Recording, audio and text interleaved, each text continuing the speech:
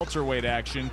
Earl Cole is from just up the road in Baltimore. He takes on William Wilson.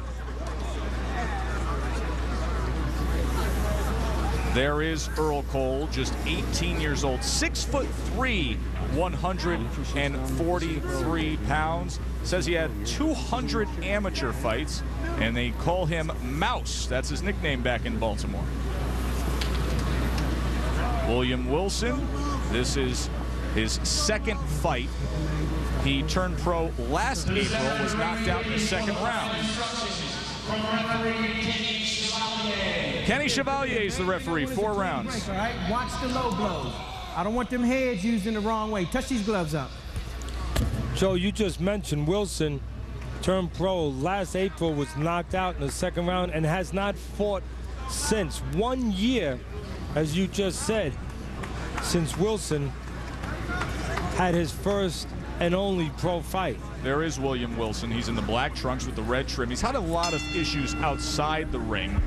He admits to having a life on the streets of selling drugs, but he has turned to religion and turned to boxing to straighten his ways, and he feels that boxing has paved the road to a good life. Well, one thing that he has shown, taking a year off after that pro debut loss and knockout loss, he dropped down to a new weight class. He was 160 pounds middleweight in that pro debut that went bad. Took off 12 pounds and came in tonight at welterweight, 148 pounds. So give him credit for saying, hey, I got to change something. And one place to start is by losing weight and getting to a lower weight class. Earl Cole very active early on in this first round. 6'3", welterweight in the red and yellow trunks and the high top yellow socks. Threw 34 punches in the first minute of this fight. You know, when you see a tall guy like Cole, the first thing you do is see the reach. And again, I was just going to say it. It's great to be tall when you're on the outside. But when the shorter man gets in close, it becomes a disadvantage because there's a lot of target and a lot of chin to find. Wilson found that chin. Again, no good to be tall if you don't use the height on the outside. If you allow the shorter man to get in close and you continue standing tall, all you are is a lot of target. And early this round, Wilson has found that tall target of Cole. And now Cole trying to turn it around a little bit and change things by turning southpaw. And lands a left hand from that southpaw stance. Sometimes you see things and you see guys turn southpaw because of confidence. They get a little cocky, everything's going their way. Cole doing it because of desperation. He's hoping it changes things.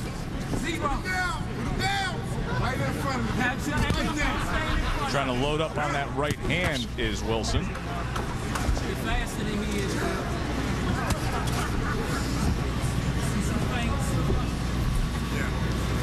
Of course, you notice the height of a tall man, but sometimes you don't notice how thin the body is.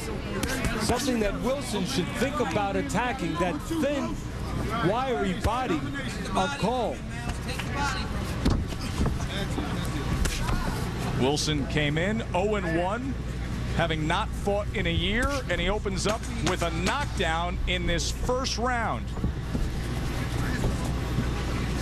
Coming to the end of round number 1, Cole and Wilson. Introducing an automotive brake. Let's take a look at that knockdown from the last round. Missed uppercuts by Cole and a straight right hand by Wilson. Again, missed uppercuts by Cole, and that right hand barely lands. So either Cole, mentally not the most durable guy, or physically has something close to a glass chin, because that right hand, not one of the most ponderous punches you're ever going to see. Partly, you could say Cole was bailing out, Joe, and a little off balance, too. Either way, it's a 10-8 round. Just from that punch track, as Wilson's on the attack again, you can see the numbers from that first round, where Cole threw out a plenty, but it was the one big shot by Wilson that took it. When it comes to taking a punch, most of it is the ability to see the punch and mentally carry yourself through it. Make a choice not to go to that dark room. Everybody gets hurt, but to say, hey, I'm not going to that dark room. I might go to the gray room, but not to the dark room. Keep yourself together. But the physical part of taking a punch sometimes is the neck. If a guy has a thick neck, it can act as a shock absorber. You look at the neck of Cole, it is very thin. And you wonder what his ability is to take a punch.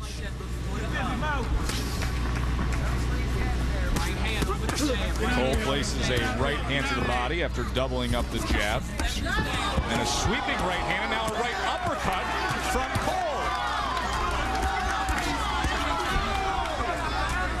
And Cole switching back and forth from orthodox to southpaw to score those punches. And it looks like there's a cut above the right eye of Wilson. Put it in his mouth.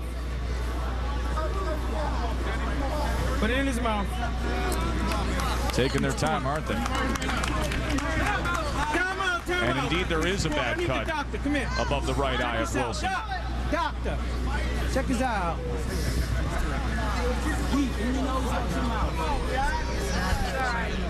Well, you don't see this often. I don't think you can see the doctor. You had a 1 minute taken away from a round early on by the timekeeper. And just now, the referee asked the doctor to come up to take a look at the cut. And the doctor, and we're not trying to make fun of this, but because this is a serious business, but the doctor just kind of looks up from her seat. From her seat and never got out of her seat. Says, no, it looks okay to me. The fighter was standing in the ring on the ropes. The doctor never left her seat, just looked from about, 10 feet away. Let him fight. If you're the fighter, you start to feel just a little bit sensitive. You start to say, hey, you couldn't walk up those 4 steps to just take a little peek here? I think Arturo Gatti should hire out this doctor here. Yeah, everything's okay. That's fine. But my eye is in a different place. No, it's not that far out of place. So we count down the end of this second round, a round in which Earl Cole had the offensive advantage and opened up a cut on Wilson. The NFL Draft. Who will be the first pick? Whose stock will rise? Who will fall? Who will your team take? The draft matters. Go deep. The 2007 ESPN Friday Night Fights presented by the new Just for Men hair color. Knocks out the gray better than ever. And in part by Bayer Advanced. In the blue bottles, better science, better results. And by Armor All, go ahead, stare. Think the Commander-in-Chief is tuned into Friday Night Fights right now? If he has been, he has seen some tremendous action. TKO by Vernon Paris, the undefeated prospect. The sensational left hook by Darling Jimenez, knocking out Mike Anchondo. And Earl Cole going down in the first round from William Wilson, and then turning the tables here and cutting Wilson in the second round. Round number 3. Cole is 1-0 from Baltimore. He is in the red and yellow. Wilson 0-1 from North Carolina in the black and red. Again, you notice the height immediately of Cole, but if you're in the corner of Wilson, you would hope that they and the fighter would notice how thin the body of the taller Cole is and start aiming towards that.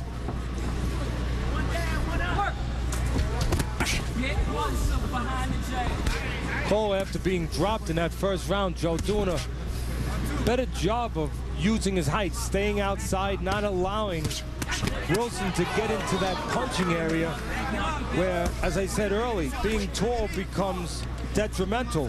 When the shorter man gets into that punching area, now there's a lot of target in front of him. Cole making sure there is no target, no tall target for Wilson to find.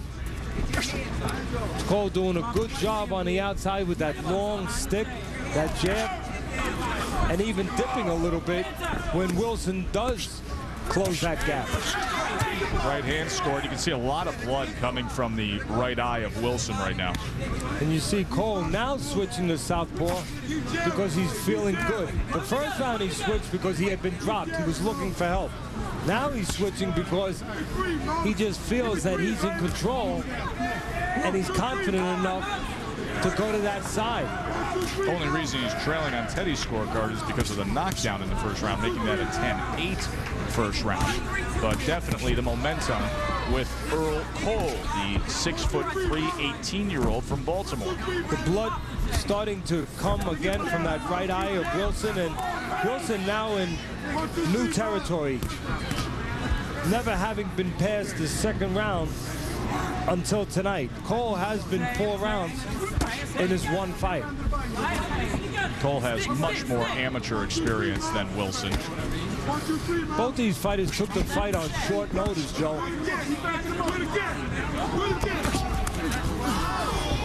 Looked like it could have been a clash of heads there on the inside.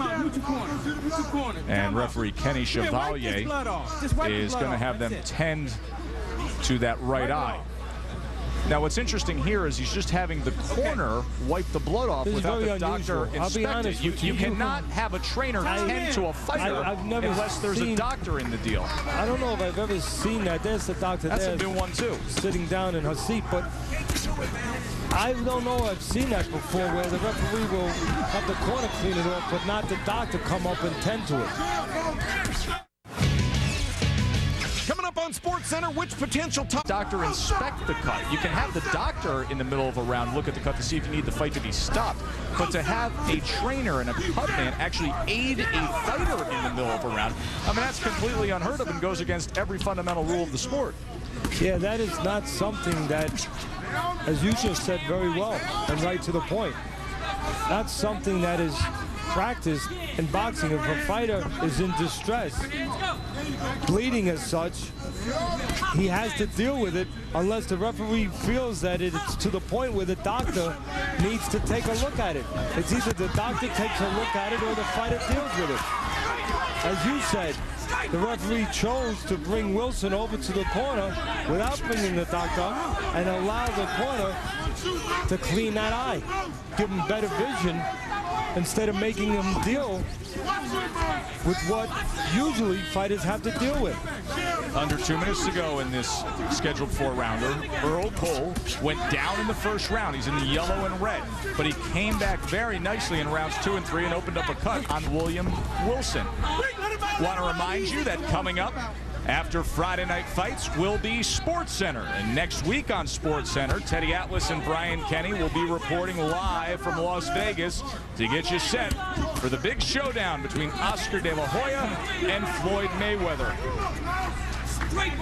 Such anticipation building. I know, Teddy, you're probably very excited to get out there for what is the biggest fight this sport has seen in years.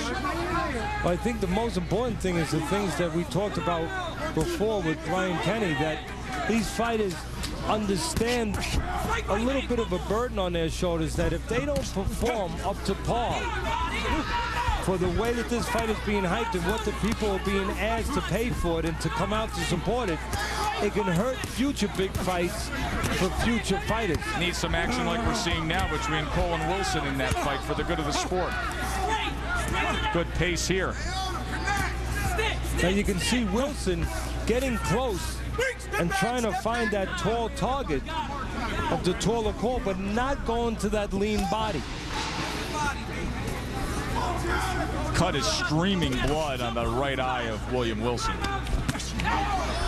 Left hook as Wilson came forward. The good news for Wilson this round, and he has another 25 seconds left, is that he's been able to get inside, which he wasn't able to do the last round with the taller Cole. The bad news is he has not done enough when he's gotten close.